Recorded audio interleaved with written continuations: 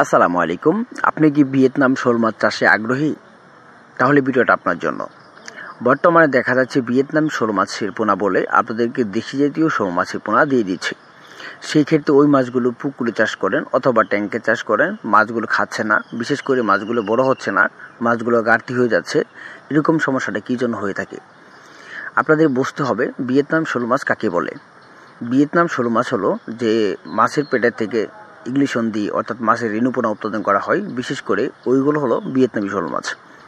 কেননা তাদের মাদেরকে বুটসম্পন্ন কোয়ালিটি যা অরিজিনাল ফিড খাবার খেয়ে অভ্যস্ত করা হয়েছে, সেই ক্ষেত্রে ওই মাছের রেণুগুলোকে ছোটো থেকে মাছের রেণুকেও প্রোডাকশন দিয়ে এমনকি মাছের রেণু খাদ্য ব্যবস্থা করে যা ফিড খাবার খেয়ে অভ্যস্ত করা হয়। তার কারণে এই মাছগুলো অতি দ্রুত বড় হয়, যা মাছগুলো 5 থেকে 6 মাসে বাজারে বিক্রি করার উপযোগী হয়।